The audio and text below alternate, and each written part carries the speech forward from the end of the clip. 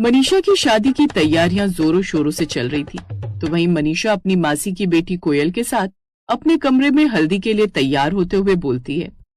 कोयल, मैं इतनी खुश हूं ना कि क्या बताऊं। एक तो मेरी शादी मेरे प्यार रवि से हो रही है और मैं इकलौती बहू होंगी। अपने ससुराल में सारे ठाट बाट मेरे ही होंगे। हाँ दीदी, वो तो है, लेकिन आप बीवी तो अच्छी बन जाएंगी, लेकिन बहू बन जाएंगी ना अच्छी। तूने ऐसा क्यों कहा? अरे बहू के ऊपर जिम्मेदारियां होती हैं और आपको जहाँ ज्यादा काम दिखता है आप तो हाथ खड़े कर देती हैं। हाँ ये तो है, लेकिन यार रवि का साथ मुझसे सब कुछ करवा देगा। मनीषा और कोयल की बातों के बीच मनीषा की माँ आकर उनको नीचे हॉल में हल्दी के लिए बुला लेती हैं, जहाँ सभी लोग मनीषा को बारी बारी हल्दी लगाते हैं। हल्दी की रस्म के बीच मनीषा का फोन बजता है, जहाँ वीडियो कॉल पर रवि मनीषा के चेहरे को हल्दी से रंगा देखकर बोलता है, अरे मोहतरमा, इतनी भी हल्दी ना लगा देना अपने चेहरे पर कि तुम्हारे गालों पर किस करते हुए हल्दी का टेस्ट है। चुप करो, शर्म नहीं आती? और सब है यहाँ पर, किसी ने सुन लिया तो क्या कहेंगे कि देखो लड़के लड़की से थोड़ा भी इंतजार नहीं हो रहा। वैसे एक बात कहूँ, मेरे घर में बात हो रही थी कि नई बहू आकर नाश्ते में क्या खिलाया करेगी, तो बताओ तुमने कुछ सोचा है? वाह जी वाह, अभी मैं तुम्हारे घर में आई भी नहीं हूँ और तुमको खाने में क्या बनाऊंगी इसकी पड़ी है। मुझे ना गुस्सा ना दिलाओ, वरना पहले ही दिन नाश्ते में मिर्च के पराठे खिलाऊंगी तुम्हारे परिवार को। अच्छा सॉरी बाबा, अब तुम हल्दी एंजॉय करो, माँ बुला रही है मुझे। रवि के कॉल काटने के बाद मनीषा अपनी हल्दी एंजॉय करती है। ऐसे ही मेहंदी और संगीत के फंक्शन के बाद आखिरकार मनीषा और रवि की शादी हो जाती है, जहाँ पर मनीषा के ससुराल में उसकी सास कल्याणी उसका आरती उतार कर स्वागत करती है। आओ मेरे घर की लक्ष्मी, मेरी अन्नपूर्णा, इस घर में अपने कदम रखो और इस घर के लोगों के दिल को जीतो। अन्नपूर्णा, वाह माँ जी, आते ही बता रही हो कि मुझे अच्छा अच्छा खाना बनाकर सबका दिल जीतना है। एक बार मुझे अच्छे से एंजॉय करने दो, मेरी शादी के बाद की रस्में खिला देंगे आपको खाना भी। क्या सोच रही हो, आगे बढ़ो। मनीषा अपने ससुराल में कदम रखती है और सारी रस्में धीरे धीरे खत्म करती है, लेकिन रवि के घर में रिश्तेदार खत्म ही नहीं होते। उसकी चाची, बुआ, ताई, दूर की मासी, दूर की काकी, सभी लोग ही घर में शादी के 2 दिन बाद तक भी पड़े रहते हैं। ये देखकर कमरे में बैठी मनीषा के पास जब रवि आता है तो वो बोलती है, ये भीड़ कब खत्म होगी तुम्हारे घर से? कि रिश्तेदार जा क्यों नहीं रहे? शादी खत्म हुए 2 दिन हो गए, अब तक का एक का भी पैर नहीं हिला अपने घर वापस जाने के लिए। अरे अभी कोई नहीं जाने वाला। क्यों? दूसरी शादी भी करोगे क्या जो उसको देखने के लिए रुके हुए हैं ये? अरे नहीं बाबा, ये लोग एक खास रस्म के लिए रुके और वो रस्म है। रवि आगे बोलता उससे पहले ही कल्याणी कमरे में आती है और मनीषा को बोलती है, बेटा तुझे इस घर में आए हुए 2 दिन हो गए हैं, लेकिन बेटा ये मेहमानों से भरा घर ना मुझे खाली चाहिए।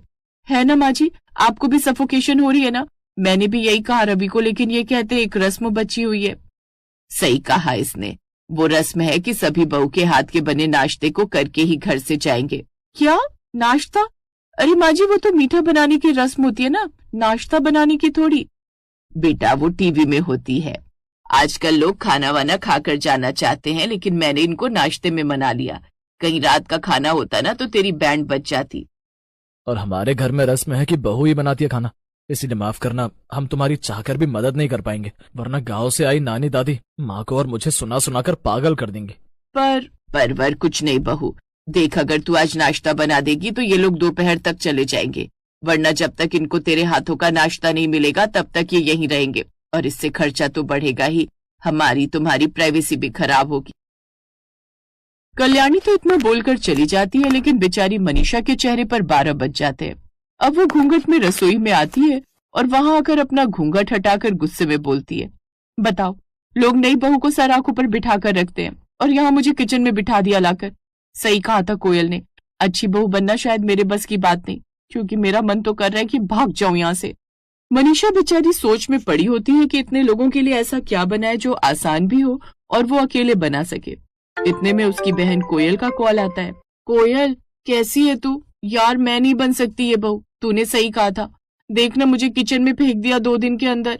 अरे मेरी छुई मुई दीदी, देखो मैंने कहा था कि शादी एक ड्रीम जरूर होता है, लेकिन इसकी रियलिटी शादी के बाद पता लगती है। यार मुझे सभी रिश्तेदारों के लिए नाश्ता बनाना है, इतने सारे लोग हैं, आज तो लगता है मैं नाश्ता भी इनको डिनर के टाइम पर करवाऊंगी। इतना सारा खाना जल्दी तो नहीं बनेगा मुझसे। अरे पागल दीदी, तो इतना सारा बनाना क्यों है? कुछ ऐसा बना जो टेस्टी भी होगा और जल्दी भी बनेगा। जल्दी क्या बनेगा यार, भंडारा थोड़ी है छोले पूरी का।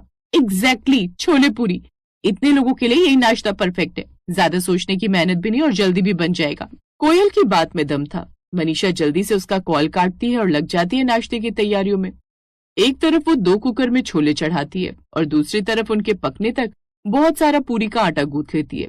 तो वहीं रसोई में ताकाझाकी कर रहे कल्याणी और उसके रिश्तेदारों में उसकी दूर की एक बुआ सास रसोई में काम करती हुई मनीषा को देखकर कल्याणी से बोलती है, अरे कल्याणी, तेरी बहू आखिर क्या बनाने वाली है नाश्ते में?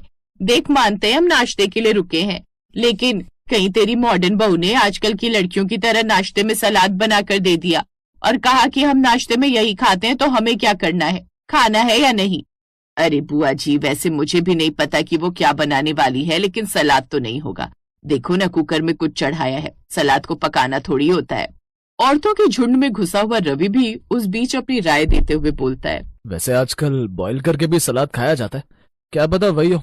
लेकिन जो भी हो, आप लोग प्लीज मेरी बीवी को कुछ सुनाना नहीं, बेचारी पहली बार इतने सारे लोगों का खाना बना रही है। हाँ हाँ, जोरू के गुलाम, वो घास भी खिलाएगी ना तो वो शेफ हरपाल की तरह कहेंगे, जुबान की हो गई बल्ले बल्ले, ठीक है। कुछ ही देर में वो इतना सारा छोला पूरी का नाश्ता बना लेती है और सभी को खाने की टेबल पर आने को कहती है। घर में इतने रिश्तेदार थे कि एक टेबल पर कोई नहीं आ पाता, इसलिए रवि जुगाड़ करता है और हॉल में चटाई बिछा देता है, जिसके बाद सभी नीचे बैठते हैं। हमें लगा कि कोई घास फूस वाला खाना होगा। खैर, अब ये छोले पूरी का नाश्ता तो तूने बना दिया, लेकिन अब खाकर देखते हैं कैसा बना है। सभी लोग छोले पूरी का नाश्ता करते हैं, जो सच में बहुत टेस्टी बना होता है। सभी रिश्तेदार मनीषा की तारीफ करते हैं और बुआ सास भी खाना खाने के बाद एक हार का बॉक्स लेकर मनीषा के पास आती है। बहू, आज नाश्ते में तूने छोले पूरी बनाकर साबित कर दिया कि एक अच्छी गृहिणी बनने के सारे गुण तुझ में मौजूद हैं, क्योंकि इतने सारे लोगों के लिए ऐसा नाश्ता बनाना जिससे उसका पेट भी भरे और स्वादिष्ट भी हो, ये एक सुलझी हुई स्त्री ही सोच सकती है। मुझे खुशी है कि तू इस घर की बहू बनी। ये ले तेरा नेक। अरे, इसकी क्या जरूरत है बुआ दादी? बहू, ये बुआ जी का आशीर्वाद है और तेरा नेक जो तूने अपने गुण से कमाया है, तो इसको ले ले, मना नहीं करते। मनीषा नेक लेकर बुआ दादी के पैर छूकर आशीर्वाद लेती है और उसके बाद दोपहर तक सारे रिश्तेदार अपने अपने घर के लिए निकल जाते हैं और सभी नई बहू के छोले पूरी के नाश्ते की तारीफ हर जगह करते हैं, जिससे कल्याणी का और उसकी नई बहू का अपने रिश्तेदारों में नाम हो जाता है।